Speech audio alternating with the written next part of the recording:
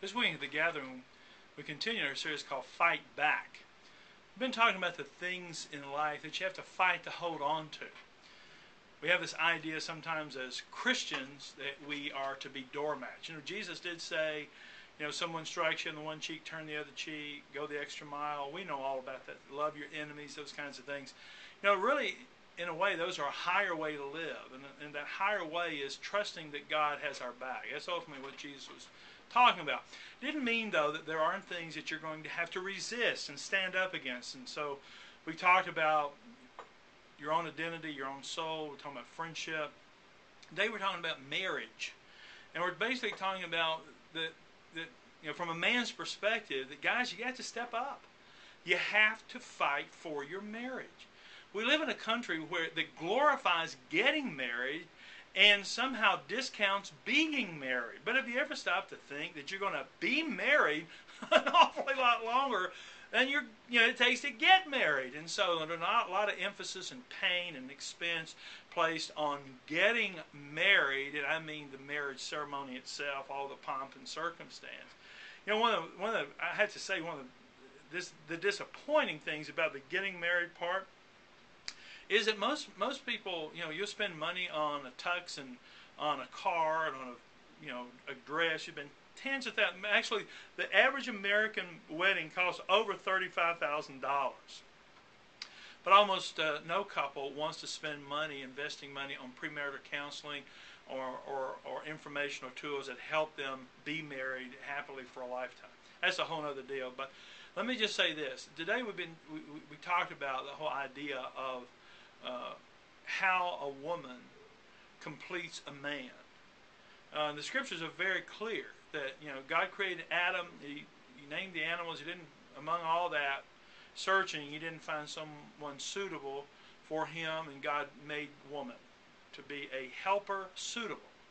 That they would complete each other. That they would leave and cleave and join and be one flesh. And let me just say this to you, that whatever you think about marriage, it isn't something created in modernity or post-modernity or pre-modernity or a European construct or a construct of the 50s, Leave It to Beaver. Marriage was designed and created by God. God created us to be married. For a man to be married to a woman. One man, one woman, one lifetime. This is God's ideal. And after all, don't you want that? That's how you were created to function and to be the most fulfilled and have the most meaningful life. I would say happy, but you understand happy is about what happens. And oftentimes happiness comes and goes. So today we talked about, I just hope you listen. I'm rambling on. You can tell that I really feel deeply about this. But I talked about the 4 things that a woman wants from a man that I'm absolutely confident of, at least in my experience. I have 3 grown daughters.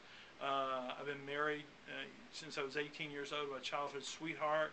I'm as much in love with her today as I was, more so than the day I married her, because I know her better, and I know myself, I think, a little bit better.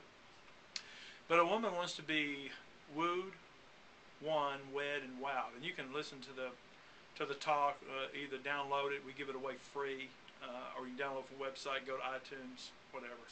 I'm not going to go into all that. But then I talked about the 6 sides of the he it takes a she to show. I do believe that it takes a good woman to turn a boy, even a grown boy, into a true man, because we complete one another. I talked about the 6 things that Paula has brought out in me that I wouldn't experience without her, without being married to her for a lifetime. You can go, listen to them. I talked about things like a knight in shining armor, a dragon slayer, a storm trooper, a generous provider, but most of all, one woman man. Guys, I want to tell you something. Be faithful to your wife.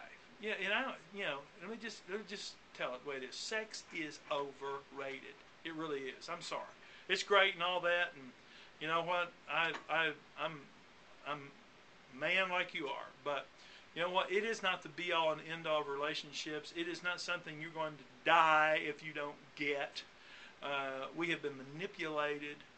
to believe that. The truth of the matter is, what you want is a good, godly woman who is every bit your equal, but different. Compatibility is way overrated. Alignment is huge.